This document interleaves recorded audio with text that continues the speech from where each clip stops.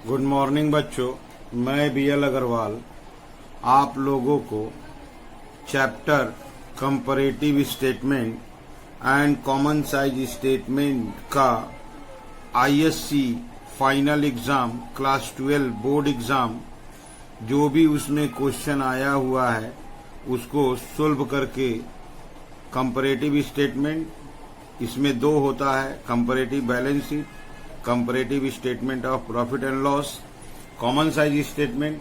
Common size statement में भी दो होता है, common size balance sheet, common size statement of profit and loss. तो इस चैप्टर में आईएससी में जो भी क्वेश्चन आया था उसको सोल्व करके समझाने का कोशिश करूंगा।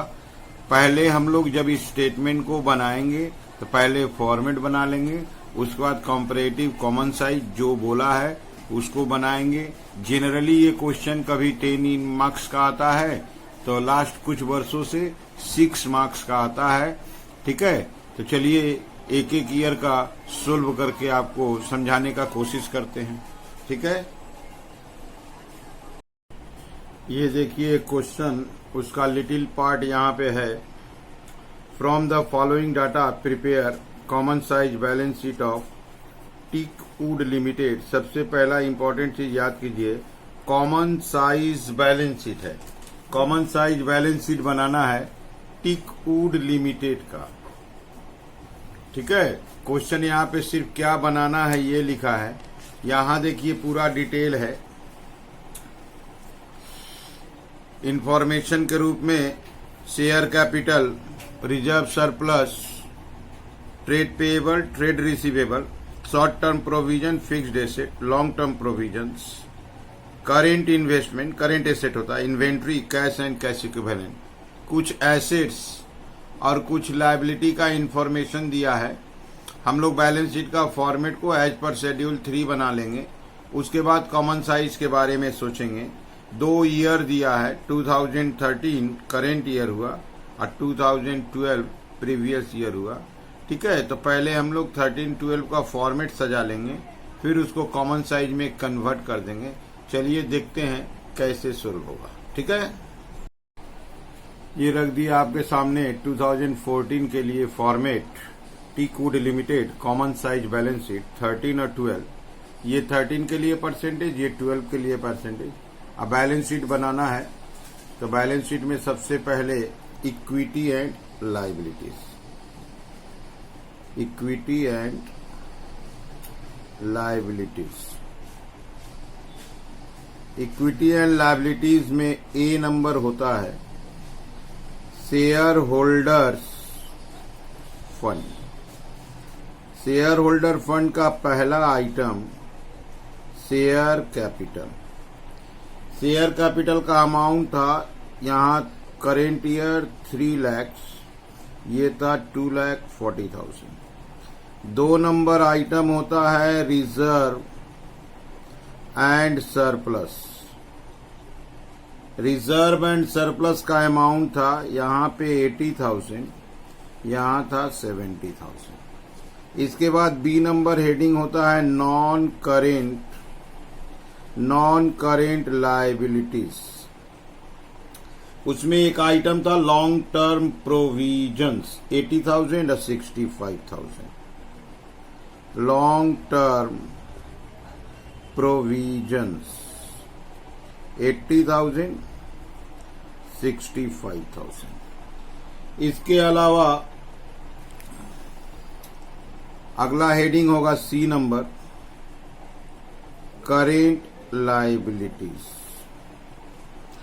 करेंट लायबिलिटीज में एक नंबर आएगा ट्रेड पेएबल्स। ट्रेड पेएबल्स का अमाउंट था 1 लाख, अब बगल में था 1,10,000। इसके अलावा एक आइटम था short term provisions. Short term provisions, short term provisions का अमाउंट था 40,000, 15,000। ये हो गया लायबिलिटी का पूरा कंप्लीट वर्क। अब इसको ऐड कर देंगे 6 lakhs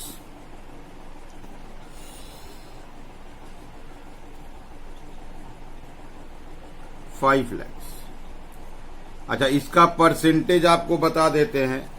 टोटल 6 लाख को 100 एज्यूम करेंगे। अब ये 3 lakh divided by 6 lakh into 100 50 आएगा। 80,000 divided by 6 lakh into 100 13.33। Again 80,000 है तो वही आ जाएगा 13.33। 1 lakh divided by 6 lakh into 100 16.67। 40,000 divided by 6 lakh into 100 6.67। इसको एक बार ऐड करके चेक करेंगे। यस, 100 हो जा रहा है। अब इस 5 लाख को 100 ले लिए, टोटल 100 ले लिए। 240 डिवाइडेड बाई 5 लाख इंटू 100 ये 48 आएगा। 70,000 डिवाइडेड बाई 5 लाख इंटू 100 14 आएगा। 65,000 डिवाइडेड बाई 5 लाख इंटू 100 13 आएगा। 110 डिवाइडेड बाई 5 लाख इंटू 100 22 आएगा। 15 डिवाइडेड बाई 5 लाख इंटू 100 3 आएगा। इसको ऐड करके देख लेते हैं। यस, 100 हो जा रहा है। अब आते हैं एसेट्स की तरफ। अब हेडिंग होगा एसेट्स। एसेट्स में A number non current assets. Non current assets में फिक्स्ड एसेट है, एक आइटम है फिक्स्ड एसेट्स। फिक्स्ड एसेट्स का अमाउंट है यहां पे 2,90,000 और 2,30,000। बी नंबर होता है करेंट एसेट्स। करेंट एसेट्स में एक है करेंट इन्वेस्टमेंट। करेंट इन्वेस्टमेंट ये है 10,000 8,000। इन्वेंट्री होता है, इन्वेंट्री है 101 1,01,000। अब बगल में है 72,000। ट्रेड रिसीवेबल है, 3 नंबर देते हैं ट्रेड रिसीवेबल। ट्रेड रिसीवेबल का है 1,90,000 1,80,000। और एक आइटम है cash and cash equivalents. Cash and cash equivalents. Cash and cash equivalent का पैसा है 9,000 10,000। अब इसको भी ऐड करके देखेंगे 6 लाख। इसको ऐड करके देखेंगे 5 लाख। चूंकि कॉमन साइज में total will be taken as 100, इस 6 लाख को 100 कर दिए। अब 2,90,000 divided by 6 lakh into 100 48.33। 10,000 divided by 6 lakh into 100 1.67। 1,01,000 divided by 6 lakh into 100 16.83। ये 1,90,000 डिवाइडेड बाई 6 लाख इंटू 100 ये आएगा 31.67। ये लास्ट है 9,000 डिवाइडेड बाई 6 लाख इंटू 100 1.50। इसको एक बार ऐड करके देखेंगे।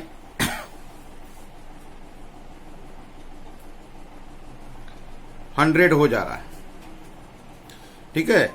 अब ये 5 लाख, इसको 100 ले लिए। 2,30,000 डिवाइडेड बाई 5 लाख इंटू 100 46%।